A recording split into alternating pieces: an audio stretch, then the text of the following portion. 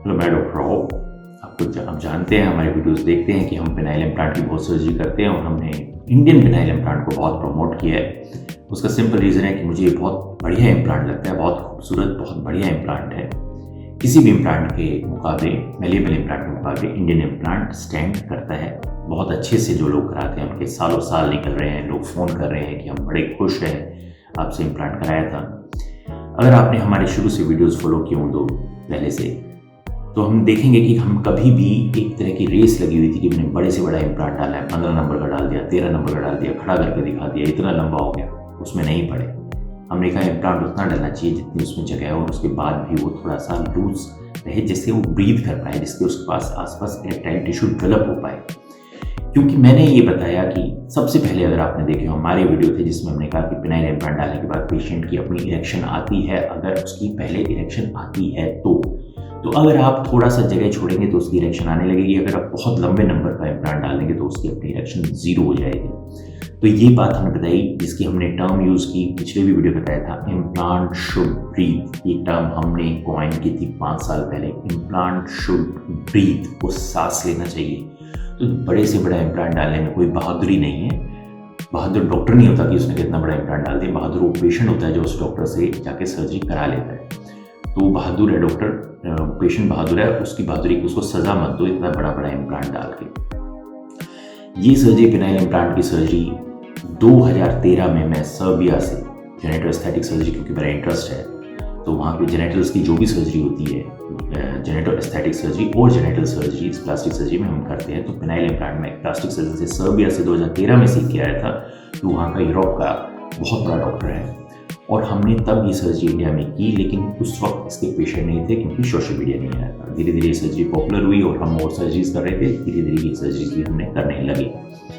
देखिए, पेनिस की जो भी सर्जरी होती है, पेनिस में अगर किसी का पेशाब करने का रास्ता नीचे की ओर है, किसी का ऊपर हो रहा है, इसको हाइपोस्पेडियाज, एपिस्पेडियाज है, किसी की सर्कमसिजन करनी है, किसी के अंदर पेनिस कट गया है, कट के आ गया है।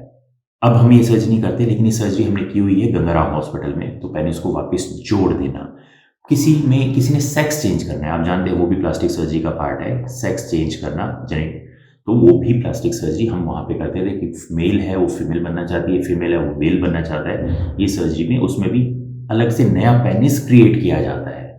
पेनिस क्रिएट किया जाता होता नहीं है, तो पेनिस बनाया जाता है उसके शरीर से ही। कहीं से हम यूरेथ्रा लेते हैं, मुंह के अंदर से यूरेथ्रा बनाते हैं, यहाँ की मेम्ब्रेन अंदर का म्यूकोसा लेके, कहीं से हम उसकी ऊपर पेनिस की गर्थ बनाते हैं, कहीं से मसल लेते हैं, कहीं से बोन लेते हैं। कई तरीके हैं प्लास्टिक सर्जरी में पेनिस को बनाने के या वजाइना बनाने के। तो पेनाइल इम्प्लांट तो एक बहुत सिंपल प्रोसीजर है। हालांकि ये बात सही है कि कोई कितनी सिंपल सर्जरी हो, लेकिन जिसको करनी आती होगी वही ठीक से कर पाएगा। तो हमने ये सर्जरी की, हमने कभी इसमें दूसरे की बात नहीं की, ठीक है। इस सर्जरी को दोनों ही प्लास्टिक सर्जन और यूरोलॉजी कर सकते हैं और इसमें हमें कभी कोई डाउट नहीं है कि वो क्यों कर रहा है, वो क्यों कर रहा है। सभी को करनी चाहिए और प्लास्टिक सर्जन भी इसमें करें और यूरोलॉजिस्ट भी करें। हम तो बहुत वेलकम करते हैं अपने क्लिनिक में कि चाहे यूरोलॉजिस्ट है या प्लास्टिक सर्जन है, जो भी ये सर्जरी सीखने के लिए हमसे आता है तो ज़रूर आए, हम उनको इसी सर्जरी सिखाएंगे। इसमें कोई किसी बात का कोई कलेश नहीं है, सभी को सर्जरी करनी चाहिए। कोई ना कि मेरा बर्थ राइट है सर्जरी करने का और दूसरा क्यों कर रहा है, फिर मैं उससे चिढ़ जाऊँ या उसके बारे में कुछ बेकार की बात करूँ, ऐसा हम नहीं करते। ये सर्जरी मैंने ही बताया था कि पेनाइल इम्प्लांट, जैसे हमारे पास पेशेंट आया कि पेशेंट ने, मैंने इस तरह के वीडियोस बनाए थे जिसमें पेशेंट ने आके कहा कि जी मेरे को और लंबा करना है, आपने पेनाइल इम्प्लांट डाला, जी मैं सेटिस्फाइड नहीं हूँ। तो मैंने देखा है, डॉक्टर ने कहा कि अच्छा इसको चेंज कर देते हैं, 2 महीने बाद दूसरा इम्प्लांट डाल दिया, इससे बड़ा डाल देंगे। पेशेंट का जब आपने इम्प्लांट डाल दिया तो 6 महीने का कम से कम टाइम देना चाहिए पेशेंट को सेटल होने के लिए उस इम्प्लांट के साथ। फिर और उसकी काउंसलिंग करनी चाहिए, उससे अच्छे से बात करनी चाहिए, सर्जरी से पहले भी पेशेंट से बात करनी चाहिए। लोग वो बात ही नहीं करते हैं, बस सीधा उठा के इम्प्लांट डाल दिया। अगर आप पेशेंट उसको इम्प्लांट से खुश नहीं है तो पेशेंट को थोड़ा टाइम दो उसको सेटल होने के लिए। कोई भी चीज़, आप नए कपड़ा भी पहनते हो तो थोड़ा आपको कंफर्टेबल नहीं लगता, धीरे धीरे कंफर्टेबल लगने देता है, तो थोड़ा बताओ कि भाई तुम अच्छे लग रहे हो। पेशेंट में कॉन्फिडेंस आता है उसको, क्योंकि उसकी बॉडी के साथ आपने एक नई चीज़ की है।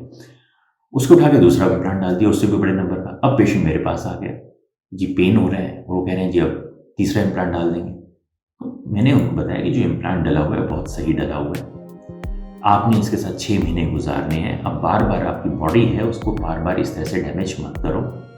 तो जब हमारे पास पेशेंट आएगा तो ये नहीं कि अब सर्जरी करनी है। एक पेशेंट आया पीएमई का patient, pure case of PME, मतलब वेजाइना में इंसर्ट हो जाता था और फिर जल्दी डिस्चार्ज हो जाता था, उसको कह दिया कि पेनाइल इम्प्लांट कर दो। पीएमई में पेनाइल इम्प्लांट की कोई इंडिकेशन नहीं है, नहीं करना है। आपने पीएमई की ट्रीटमेंट करनी है। आप डोर्सिनोरेक्टमी करो, आप उसका फिलर लगाओ, लेकिन नहीं जी इम्प्लांट करना है। तो ऐसे अगर आप गलत पेशेंट को चूज करेंगे तो मरीज के साथ तो धोखा है ना। तो पेनाइल इम्प्लांट बहुत मरीज को सब कुछ जब ट्राई कर चुका हो, लास्ट स्टेज में पेनाइल इम्प्लांट किया जाता है। ये कोई ऐसी सर्जरी जो आप बेचना शुरू कर दो, फिर अंधाधुंध बेचे ही जा रहे हो, वहाँ पे मंडी लगा लिया आपने कि भाई हर किसी के पेनाइल इम्प्लांट कर दिया। ठीक है, देखिए पेनाइल इम्प्लांट सर्जरी बड़ी सेफ सर्जरी है।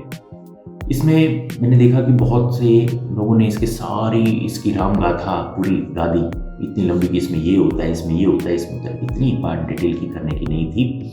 इसमें इन्फेक्शन हो जाएगी, ऐसे कोई पेनाइल इम्प्लांट में इन्फेक्शन नहीं होती अनलेस अंटिल पेशेंट डायबिटिक हो, और बहुत ही अनफॉर्चुनेट केसेस में इन्फेक्शन होती है। अगर पेशेंट डायबिटिक नहीं है तो इन्फेक्शन नहीं होती। आप कितने इम्प्लांट करते हैं, हमारे किसी भी पेशेंट में ऐसे इन्फेक्शन नहीं होती है।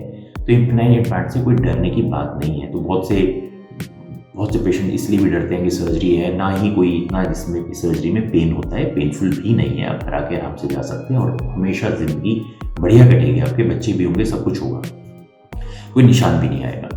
लेकिन बेसिकली वीडियो बनाने का मेरा पर्पज़ ये था कि ये सर्जरी मैंने बताया आपसे 2013 में हम सीख के आए, और हमने ये सर्जरी शुरू में तो क्योंकि इसकी बहुत ज़्यादा डिमांड नहीं थी, कर तो हम गंगाराम हॉस्पिटल में 2005 में भी रहे थे ये सर्जरी, लेकिन 2013 में हमने बाहर से सीख के आए, जो यूरोप में सबसे ज़्यादा ये सर्जरी कर रहे थे उस वक्त। और फिर उसके बाद हमने इसको 2019 के बाद तो 2020 से ये सर्जरी शुरू करी थी, तब से जब से इंडिया में पॉपुलर हुई तो रेगुलर करनी शुरू कर दी। अब हम पहले ट्राई करते हैं, ऐसे नहीं कि कोई भी पेशेंट आया उसको कर दिया, उसका हम पी शॉट करते हैं, उसको शॉक वेव देके देखते हैं, मेडिसिन देके देखते हैं, पीएमए तो पीएमए को करेक्ट करते हैं, और लास्ट में नहीं आता तो उसको हम इम्प्लांट की ओर अग्रसर करते हैं। अगर हाँ पेनाइल डॉक्टर में ऑब्वियस ही आ गया तो ऑफ कोर्स फिर तो सर्जरी करनी ही पड़ेगी, तो करते ही हैं। तो अगर आप ये पेनाइल इम्प्लांट की सर्जरी कराना चाहते हैं तो इसमें कोई घबराने की ज़रूरत नहीं है, बड़ी सेफ सर्जरी है, आके आप करा सकते हैं। इसके बारे में ज़्यादा इन्फॉर्मेशन लेनी, कौन सा कराऊँ, रिजिटेन कराऊँ, ये कराऊँ, आप इंडियन है, इंडियन इम्प्लांट कराए, सीधी बात है। बहुत ही बढ़िया इम्प्लांट है, किसी तरह की इसमें कोई दिक्कत नहीं है। अमेरिकन इम्प्लांट कराने चाहते हैं, रिजिटेन कराएं। अब उनके बारे में सर्च करना, ये कितना मुड़ेगा, कितना हार्ड है, ये क्या है, फलाना है, ये सब साइंटिफिक बातें हैं। इतनी ज़्यादा स्टडी करने की और इसके बारे में परेशान होने की ज़रूरत नहीं है। सिंपल है, अगर आपका बजट कम है इंडियन इम्प्लांट कराएं, अगर आप अमेरिकन इम्प्लांट कराना चाहते हैं रिजिटेन कराएं, और कोई कन्फ्यूजन नहीं है। 3 पीस इम्प्लांट पे मत जाए, बहुत कॉम्प्लिकेटेड होता है और उसमें पूरा पेट खुल जाता है, मैकेनिकल होता है, कहीं पे भी गड़बड़ आ सकती है तो आपको फिर पूरा ही चेंज कराना पड़ेगा और बड़ी सर्जरी हो जाएगी। आमतौर पे ये सर्जरी इंश्योरेंस में कवर नहीं होती। हम ये गलत काम नहीं करते हैं कि इंश्योरेंस में कर दिया, क्योंकि अगर मैं आज इंश्योरेंस वालों को धोखा दे रहा हूँ तो कल मैं आपको भी धोखा दे सकता हूँ। तो एक तरह का करैक्टर शो करता है पेशेंट का। तो अगर कोई डॉक्टर कह रहा है कि नहीं इंश्योरेंस में झूठ बोलेंगे, देखिए झूठ झाट बोलने की ज़रूरत होती नहीं है। झूठ में आप भी पकड़े जाएंगे, आप ब्लैकलिस्ट हो जाएंगे इंश्योरेंस से, और डॉक्टर तो अपने पैसे देके निकल लेगा। तो इस बिना बात के चक्कर में ना पड़े, और मैंने जैसे बता दिया, जो इंश्योरेंस को धोखा दे सकते हैं वो आपको भी धोखा दे सकते हैं। तो इस कारण से हम तो ये इंश्योरेंस वगैरह में ये बिलीव नहीं करते हैं। ये सर्जरी इंश्योरेंस में नहीं आती है, आपको इंश्योरेंस नहीं मिलेगी, और बहुत सी बार आप कर देंगे और आपकी इंश्योरेंस क्लियर नहीं होगी।